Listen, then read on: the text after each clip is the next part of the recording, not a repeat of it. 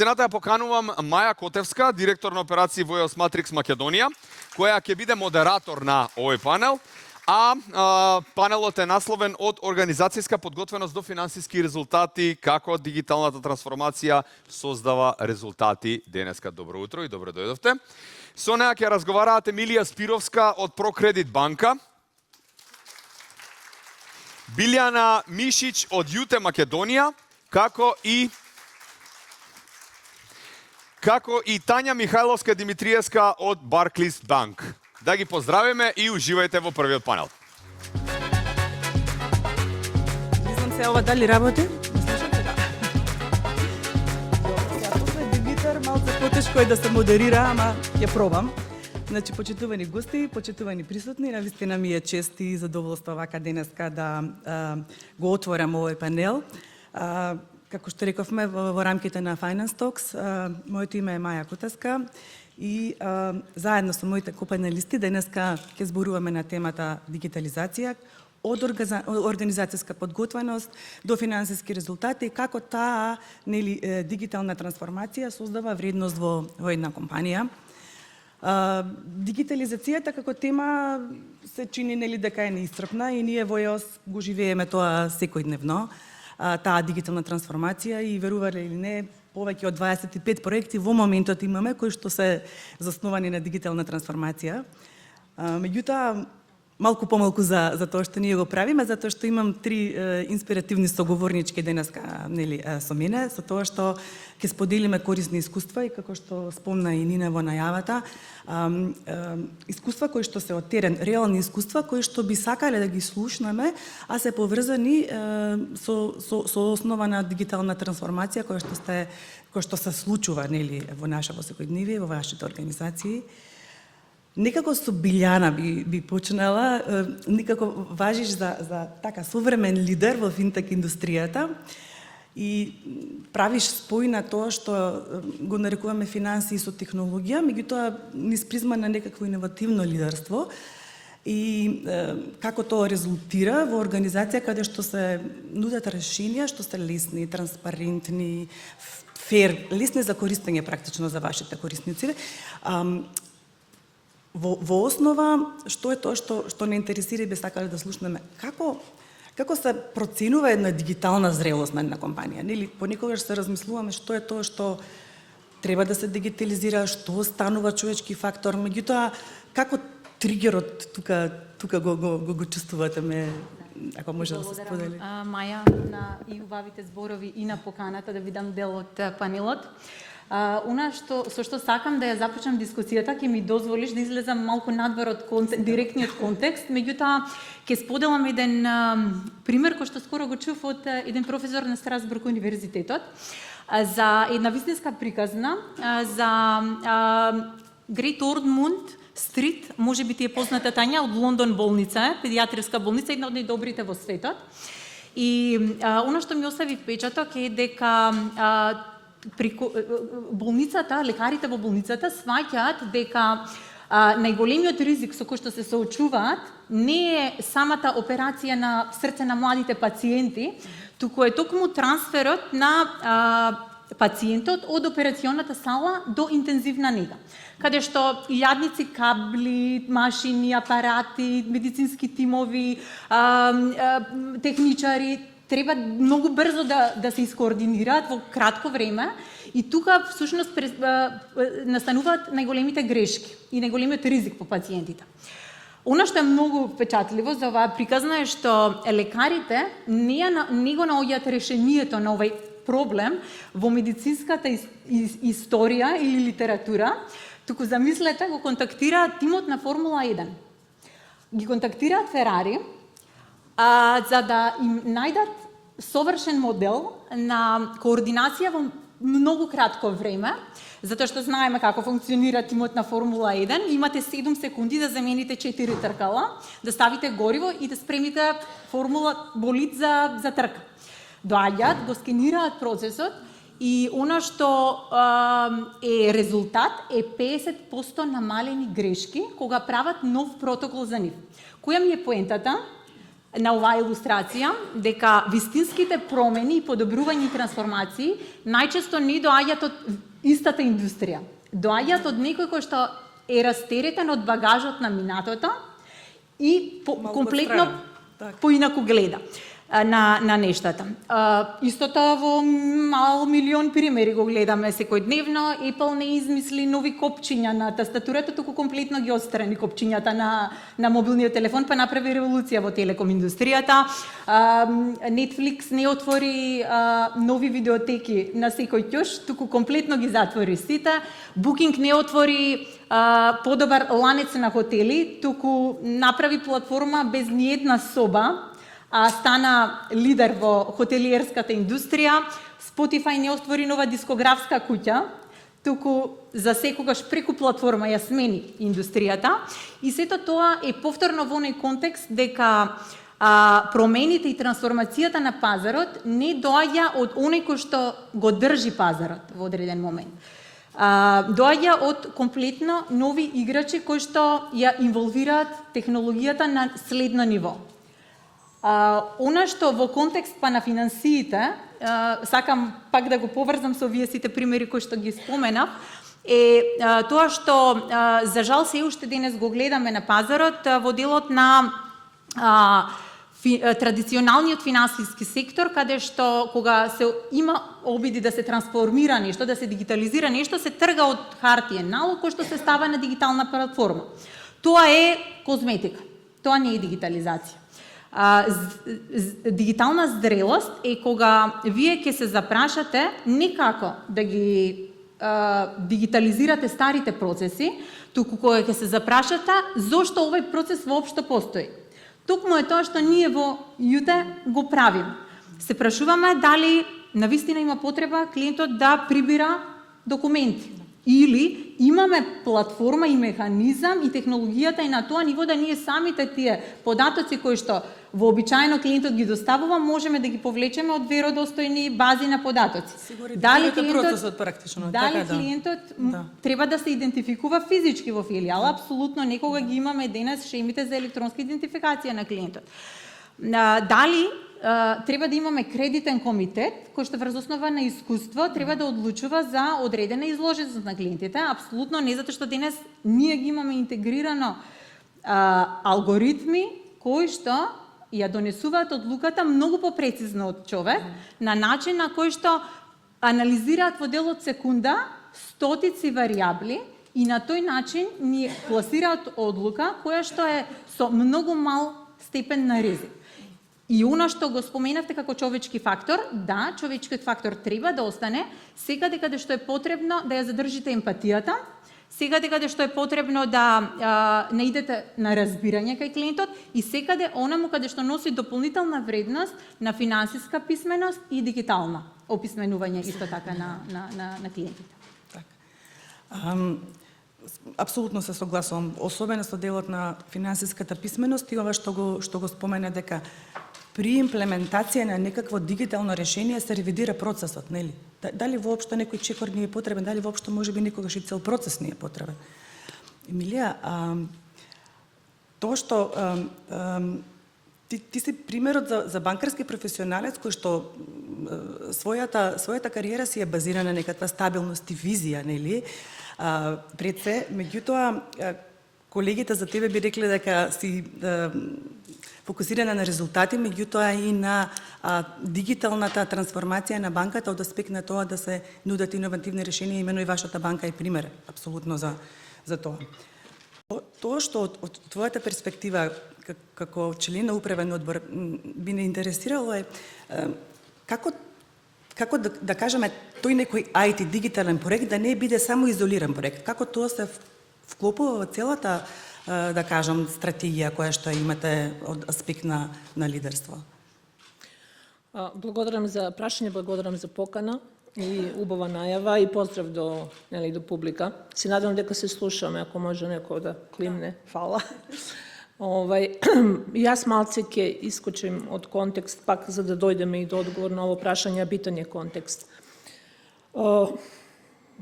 Digitalna transformacija, buzzword, mnogo se zborува, меѓутоа ono što je mnogo bitno je da digitalna transformacija sekогаш je funkcija na biznis strategija i biznis цели, biznis model koji imаме. Така да никогаш digitalna transformacija ne može da биде целта сама по себе. Прво се тргнува што е бизнис стратегија, што се цели кои сакаме да постигнеме и онда гледаме на кој начин дигитална трансформација може да биде enabler, може да биде средство да се достигнат тие бизнис цели и никако не е одвоено едно од друго. Тоа е нешто што ја во последни 10 години, пошто Прокредит нон-стоп е во некоја константно е во дигитална трансформација, го научив. И би сакала малце повеќе да се задржим токму на ова тема на лекции кои јас лично и банка и тим во банка го научивме.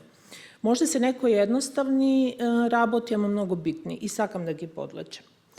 Оно што е прво и што пак надвор од дигитални модели и компании кои се засноват на дигитален начин, на операција, најголем од компании сепак има се уште оној традиционални модел. Така да тамо оно што е неопходно и прво е дефинирање, ако сакате, исцртување на процеси во компанија. Да е јасно ко, кога и зошто прави нешто. Тоа е прв чекор. Во процес на цртање и дефинирање на процеси, исто така се поминува низ вежба и процес на оптимизација на процес, оно што и Билјана го спомна. Зошто го правиме на овој начин, дали има празни чекори, дали има неопходни чекори. Значи, прво е цртање, па онда оптимизација на процес. И тек онда може да се премине во следниот чекор, кој е евентуална автоматизација на сам процес. Тоа е прво. Први елемент е процес. Втор елемент, и мислим дека при крај ќе збориме и повеќе во контекст на AI, е дата. Значи, најголем асет на компанија е дата. Мораме да знаеме точно какви податоци имаме во компанија, што нам треба, што нам користи и што сакаме и што ќе ни треба и што ќе ни користи во иднина. Значи, тоа се два основни елементи. Процеси и дата. Без јасно дефинирани процеси, без јасно дефинирани кој тип на податоци сакаме и требаме, не можеме општо да збориме за дигитална трансформација. И за дата, еднаш кога дефинираме што сакаме и што нам треба, треба исто да видиме и на кој начин се структурирани, во кој формат се и дали се дигитизирани. На кој начин ги чуваме и на кој начин ќе работиме со нив во иднина. Така да, тоа е нешто што мислим да е била основна лекција.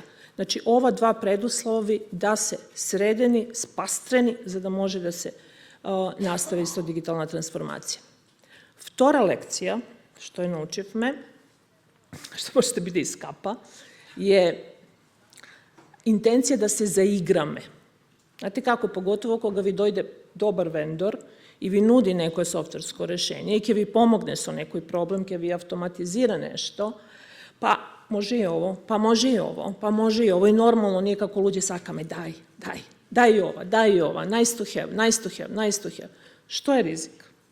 Пробивате буџети, секако, ама оно што е уште поопасно, се развлекува процес на имплементација, а то скапо кошта. Затоа што подобро е да имате и по-бейзик решение, ама побрзо имплементирано, него некоја комплексна, скапа солуција со која ќе задоцните 6 месеци или година дена на пазар. Така да тоа е нешто што би ја кажала као втора лекција, значи не се заигрувајте. И оно што исто така лекција која научив е да слушам дигитална трансформација. Пошто кажав, почнемо пред се со бизнис цели, па онда дигитална трансформација е во функција на бизнис цели. Меѓутоа, има и повратна спрега. Кроз процес на имплементација на дигитални решенија учите и за ваш бизнис, учите пазар, учите клиенти, учите нивно однесување, на што се сензитивни, на што не се. Така да и сам процес на имплементација и постизање на одредени цели од дигитална трансформација мора да се ослушкува, да се учи и да се имплементира во нов круг. Така да, иако кажав да дигитална трансформација следи biznis strategije, biznis celi i tekako ima i povratno влијание и до дефинирање или fine tuning во самата бизнис стратегија, па некогаш и на бизнис цели. Така да тоа е нешто што ја као менаџер и некој ко измеѓу остало и води дигитална трансформација во банка, ги памтам се уште. И оно што мислим да е јако клучно да врх на компанија, дали е собственик, дали е професионални менеджмент, да под еден да обезбеди структура, под два да обезбеди култура. Значи, тоа се два основни елементи што вие као менеджери можете. Обезбедите структура, ресурси, буџет, луѓе и обезбедите култура. Култура која подразбира отвореност за промени, храброст во пробување на нови идеи, критичност, да кога нешто не чини, да се одма каже не чини, менувај, и да нема страв од грешки. Значи, тоа е едноставно нешто што као менеджмент морате да обезбедите. Структура и култура. Така. Тања, ти си професионалец со меѓународно искуство, така, 20 на години, колку што можев да се информирам. Така, 12 во Англија, да. Меѓутоа, имаш искуство и во ревизијата, и во банкарството, и во корпоративното управување, и си силен поборник и застапник на трансформација, и меѓутоа на лидерство и на инклузивност, така? Да. Од твоето искуство, кои се вака најчестите бариери што можеме да ги споделиме, да ги искомуницираме кога станува збор за трансформација од аспект на дигитализација? Културолошки или можеби лидерски, не знам, вештини, можеби некои потребни. Мислам, што е тоа што позиција, влијание, мислам, што е тоа што има ефект кога се прави некаква дигитална трансформација? Благодарам на поканата, многу ми е големо задоволство да бидам со Билјана и со Емилија и честитки за тој што го направил сетапот на овој панел, поради тоа што нас нешто што не здружува е ProCredit. Јас и Билјана сме екс-алумни на ProCredit, а ProCredit, да не бидам пристрасна, него беа пионири за дигитализација, исто така и пионири за женско лидерство, тоа морам да кажам. Сега да одговорам на прашањето. Да, така да супер сетап на панелот. Во врска со бариерите, технологијата никогаш не представувала бариера за digital transformation. Нешто што не да го наречам бариера, но го наречам како предизвик е тој дигитален мајндсет. Градењето на дигиталниот мајндсет пред се треба да се заснова, и Емилија спомна тоа, на културата, него и да се заснова кои се тие три постулати во како треба да се гради тој дигитален мајндсет. Пред се е лидерството, значи да имаш соодветно лидерство, лидери кои што ќе бидат екзампл. Второ е инсентивс да имаш, а исто така и секојдневниот начин на работење го креира тој подобар дигитален мајндсет. Но пред се како се започнува? Се започнува со ајде да видиме кои се, што системи, што процеси имаме. Потоа се кажува, ајде да направиме да бидеме поагилни, побрзо да ги носиме самите одлуки, но исто така треба да се свати дека дигиталната трансформација не е нешто што има почеток и крај, како некоја програма, туку треба да биде нешто што се случува континуирано. И сега, ако почнеме да кажуваме за тие три постулати на креативен, на дигитален мајндсет, прво лидерите се тие што се рол модели. Значи, лидерите се оние кои што треба да представуваат рол модели во секојдневното работење, каде што одлуките ќе ги носат врз основа на дејта, врз основа на digital insights, значи ќе користат мепинг на податоци, и тоа наместо презентации ќе користат дашборди. И ќе носат одлуки врз основа на такви типови на дата. И со тоа, всушност, они праќаат порака, силна порака на самата организација, дека дигитализацијата е всушност корот или во срцето на самата организација. Второ, исто така, многу значено е empowerment. Значи, да ги инспирираме вработените, дека треба да бидат comfortable и кога не се comfortable. Значи, дека и да сгрешат да немаме таа blame culture, да бидат слободни да можат да ги тестираат работите, затоа што само на таков начин ќе имаме можност за континуиран напредок. Например, јас можам да кажам во банките во UK, empowermentот е на многу високо ниво, значи ние експериментираме со AI, но исто така тој empowerment е воден и преку incentives. Менаџерите, ние во senior management што сме, имаме во нашите годишни objectives, имаме дигитални цели. например, колку работи треба да дигитализираме, кои процеси да ги смениме, и преку тоа ние сме оценувани, ние како лидери како сме го направиле тоа и како нашите тимови го имплементирале тоа. Така да и тоа е еден вид на инсентив, но ти да го имаш тој инсентив, исто така треба да направиш околина каде што вработените ќе бидат слободни и empowered да тестираат. Значи ќе имаат онаа психолошка сигурност, што е многу значајна.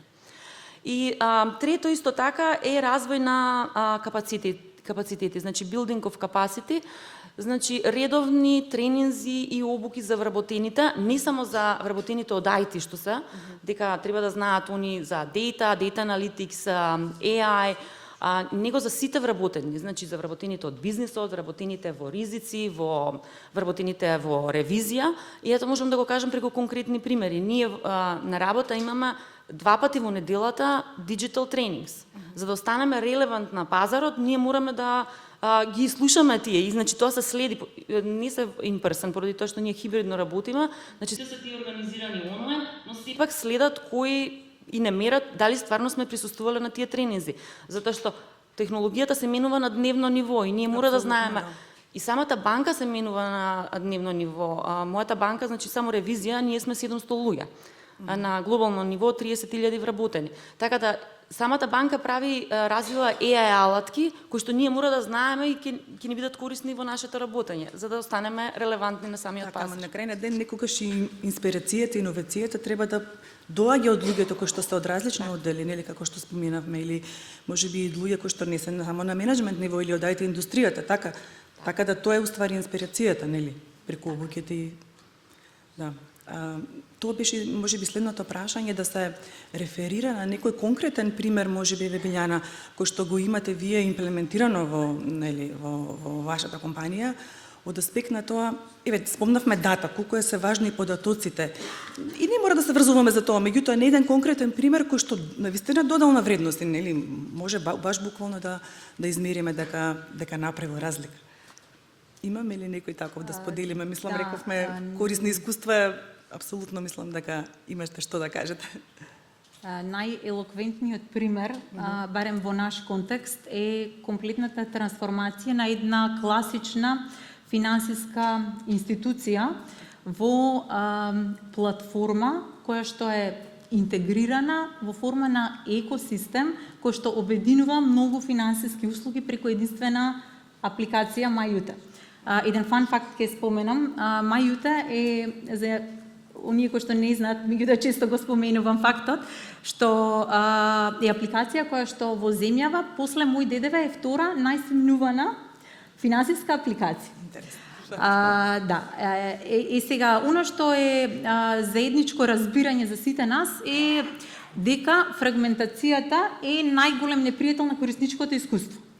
Ние денес имаме финансиски пейсаж кој што е мозаик од поединечни финансиски институции. Банките се тука, осигурителните компании, платежни услуги, финансиски друштва, инвестициски фондови.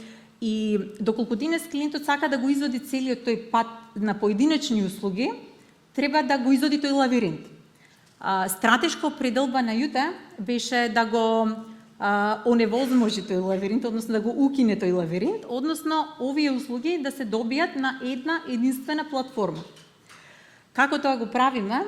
Го правиме на начин што преку една единствена платформа, ја споменав, се обединуваат и личното финансирање, и моделот купи сега, плати подоцна, и осигурителното посредување, добивање на полиси комплетно онлайн, и од најново дигиталниот паричник и платежните услуги во истата апликација, вградени виртуелни агенти кои што можат исто така на многу едноставен и автоматски начин да овозможат поддршка на клиентите, и пред се вградениот модел на проценка на ризикот. Она што често Емилија знае да ја спомене, секогаш ми доаѓа на памет, е дека лошата проценка на кредитниот ризик ви се враќа како бумеранг назад.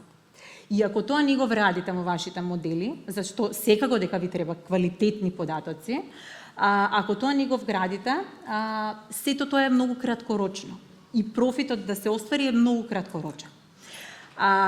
Тоа е нешто што и текако годините наназад е вградено во системите на одлучување. преку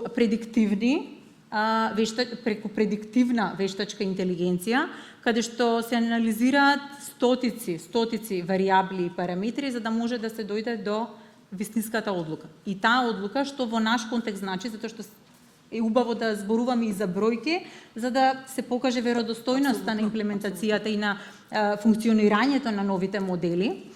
Тоа значи за нас овој интегриран систем каде што ги нудиме на едно место сите услуги, значи помала маргинална заработка по продукт, меѓутоа повеќе продукти на едно место.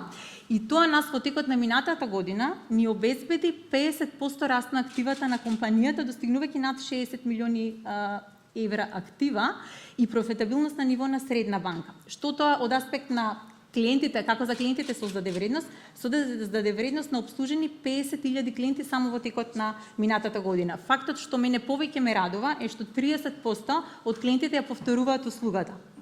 Тоа уште еднаш говори за исклучителното корисничко искуство. Кога клиентот се враќа, е најголемата сатисфакција и најголем промотор на услугите. И оно што исто така сакам да го потенцирам е дека трансформацијата и дигитализацијата и употребата на сите овие алатки не е само тренд, туку е нешто што позади она што го гледа клиентот или јавноста е инвестицијата.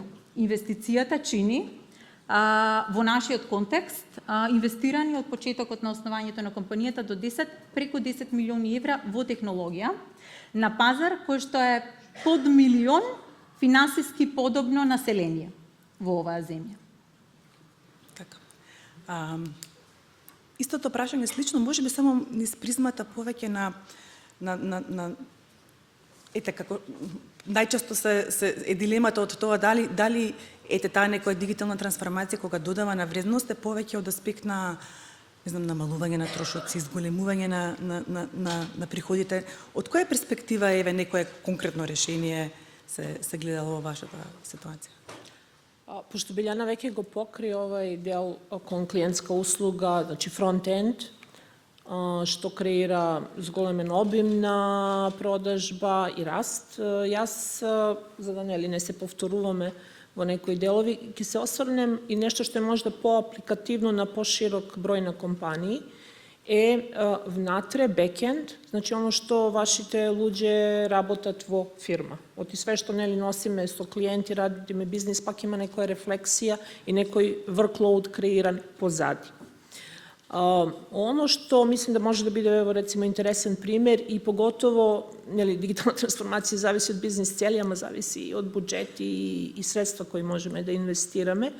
И јас ќе споделим пример где не беа инвестирани големи цифри, збориме за Microsoft лиценци, збориме за специализиран тим од 2 луѓе и големи ефекти од аспект на ефикасност и учење. Имено во 2024, значи има скоро 2 години, формирав тим со 2 луѓе кои се без IT бекграунд, ма од друга страна еден одлично познавање на процеси во банка и друг кој одлично познаваше core систем во банка. Со идеја и визија да ово биде зачетник на дигитална трансформација, автоматизација во бекенд.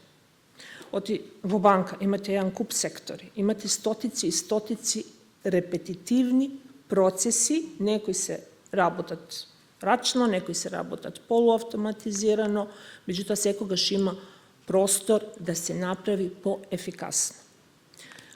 Они има за задача да учат курсеви, самоучење и онда да прават мисија низ цела банка, од сектор до сектор, да им покажуваат можности за автоматизација на процеси. Збориме едноставни, меѓутоа крадат време и досадни се. И оно што е најлошо, значи, луѓе кои секогаш се највреден ресурс во компанија, ги трошите на некои досадни работи, кои може робот да прави наместо нив. Така да со РПА технологија они почна, беше доста...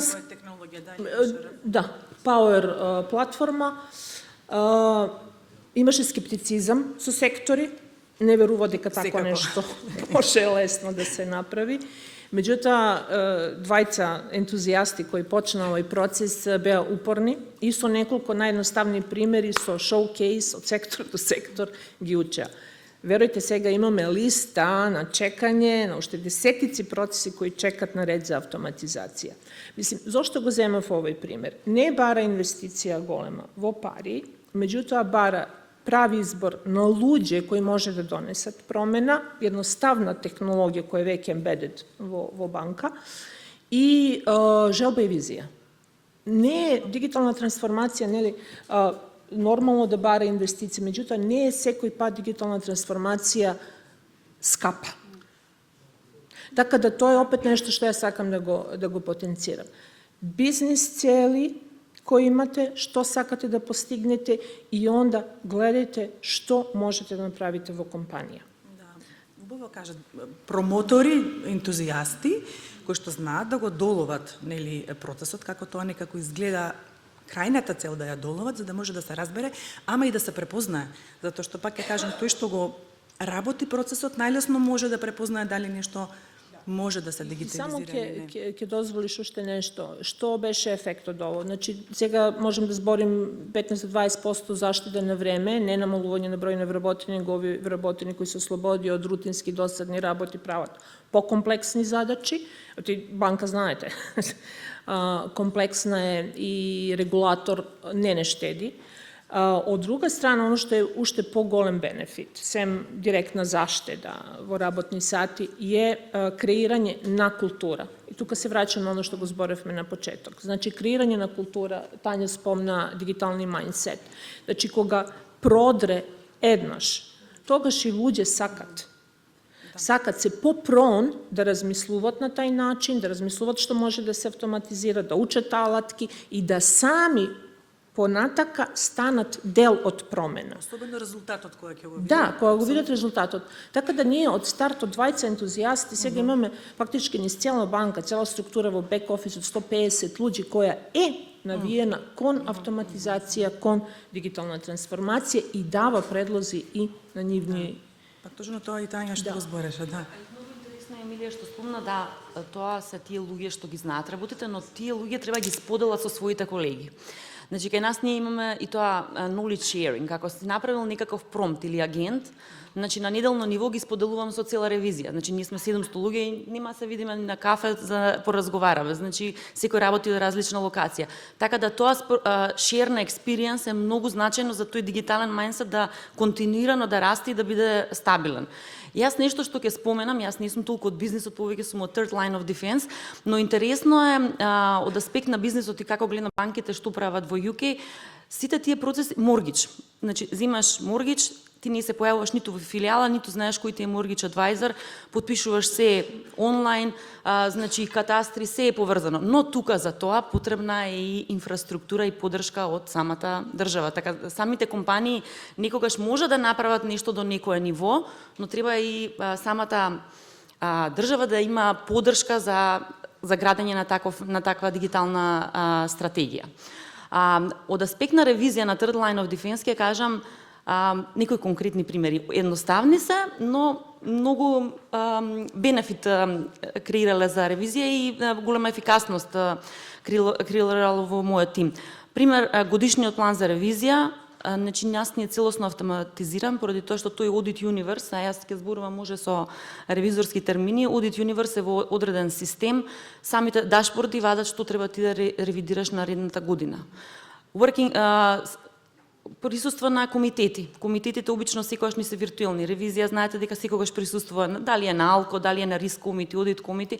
Самите митинзи се снимаат, но ние имаме поддршка и од регулативата. Значи, во UK регулативата поддржува за да може да ги снимаме, поради тоа што ние не ги споделуваме со надвор, остануваат интерно ги користиме тие снимани разговори. Самиот агент ти вади кои се actions, што од governance како одлуки се донеле, се праќа до сите што биле присутни, а нема и записникот, вака не беше точно, не кажав ја вака, ти не кажа така, така да значи тоа се заштедува невидено време. Ние како ревизија, кога правиме тестирање на контролите, врз основа на тие интервјуа што ги правиме и тие се снимаат тие интервјуата се спојуваат со тоа што треба да тестираме за контролата и самата работна белешка ти ја креира агентот. Да, ти тука имаш чалендж на тоа, ги проверуваш, инпутите ги даваш, не дека немаш никаква улога, но сепак ефикасноста се зголемува на многу високо ниво. Исто така и крајните извештаи. Сите работни белешки што одат во системот кој што ги имаме за ревизија, на крај самиот агент ти го креира извештајот. И ти ја асесува каква е control environment, каква е management environment. Значи, тука немаш можност ни за бајас. Значи, имаш баш независен некој што го креира на крај мислењето. Така да има многу големи можности за ефикасно, за подобрување и ослободување на вработените да мислат на некои покреативни работи. Апсолутно, да. И треба да сме и креативни за да можеме да најдеме, нели, кои од овие активности можеме да ги примениме за да може да бидеме секако поефикасни на крај. Немаме многу време, ама на крај чисто само едно резюме, нели, која е визијата во смисла на тоа која е иднината, што е следно. Мислам дека ќе се согласиме генерално, но убаво би било да слушнеме, нели, по 2-3 реченици за тоа што ќе се случи со компаниите кои што нема да ја препознаат иднината, односно нема дигитално да се трансформираат. По 2-3 реченици можеме или од вас. Па, мислим да на сите јасно. Флоскула е, ама и голема истина, или си дел од промена или ќе бидеш сменет. Така да, неминовност е. За секоја компанија, пак ќе кажем, во контекст на тоа што работи компанија, какви се и бизнис цели, неминовност е. Можности се големи.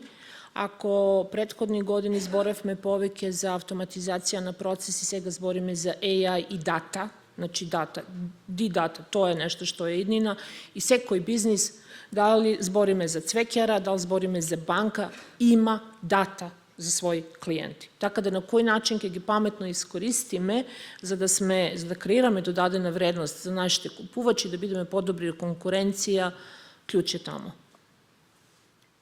Јас покрај вештачката интелигенција која што веќе 2 години ја живееме во нашата компанија, би споменала 3 трендови кои што ќе бидат иднината на финансиите. Тоа е број 1 невидливите финанси или embedded finance. Многу често ќе го слушаме како термин. Финанси кои што не се одвоени од процесите кои што не водат низ одредени финансиски трансакции. Кога купувате онлайн одреден производ, не е одвоен чекор процесот на плаќање на рати, односно е интегриран на самиот чекор на плаќање на производот. Кога резервирате патување онлайн, исто така купувањето на осигурување е чекор од самата резервација. Тука доаѓа до израз моментот каде што всушност се овозможува едно комплетно корисничко искуство кое што не е комплицирано и е вградено во самите чекори кои што ги движи човекот низ одредените животни настани. Во таа насока самиот термин embedded finance носи и други ризици на недоволна транспарентност или недоволна одговорност. Оно што бизнисите кои што ќе ги вградат финансиите во одредени платформи е нешто што мора веднаш да го консултираат од аспект на сајбер безбедноста, од аспект на заштитата на податоците, од аспект на одговорното и етичко финансирање и од аспект на повторно задржување на квалитетното корисничко искуство. Вториот тренд ќе бидат супер апликациите, каде што многу финансиски услуги ќе бидат, она што веќе спомнав како стратешка определба на јута. И третата иднина на финансиите ќе биде персонализацијата. И не само на финансиите, туку на било кој бизнес персонализацијата. Нас финансиите ни се традиционално познати 3 пристапи: студенти, пензионери, вработени. И така некако и ги дизајнираат понудите, традиционалните финансиски системи. Новиот пристап е индивидуален, ние го работиме 4W моделот, на кој, кога, каде и зошто, на кој канал. Тоа е пристап кој што секој еден клиент го третира како посебен економски ентитет и понудата е персонализирана согласно неговите потреби, барања, очекувања, историја и начин на финансиско однесување. Така што сите овие елементи, ако не ги интегрираме навреме и ако не го следиме, сите го споменавме, принципот на доживотно учење, некој друг ќе ни го земе нашиот дел од колачот. Значи, она што е моја порака е да кога сакаме да направиме некоја трансформација, она што го аплицираме кај нас и со нашите луѓе во компанијата, е кога сакаме да трансформираме еден процес, не гледаме во огледалото, туку гледаме преку прозорецот. Така, Тања? За на крај, ќе ги спојам, значи, и Емилија што каже и Билјана, значи, доколку немаме дигитална трансформација, ќе останеме нерелевантни на пазарот, значи, пазарот ќе не згази. Исто така, Билјана што спомна, градење на end-to-end системи, клиентско, client journey се многу битни. Но од governance аспект, дигиталната трансформација е исто така многу значајна тема на board level. И јас тука сакам и некако природно ми доаѓа и се вклучува во Women on Boards Adria, значи иницијативата која што ја водам за Македонија. Значи, исто како што каже и Марија на почетокот, доколку имаме бордови и C-suite-ови кои што имаат diversity, значи ќе имаме многу подобри одлуки, но исто така и таа дигитализација и таа адаптација ќе биде многу поедноставно спроведена. Така да, мојата покрај дигитализацијата, значи ние исто така се залагаме за diversity на board level, каде што дигитализацијата е една од топ темите. Така, во интерес на време, јас една реченица само за крај. Апсолутно дека дигиталната трансформација не е само тренд, се согласувам со сите вас. Компаниите што не се дигитално трансформираат и што не ги победува конкуренцијата, ги победува времето. Ви благодарам многу.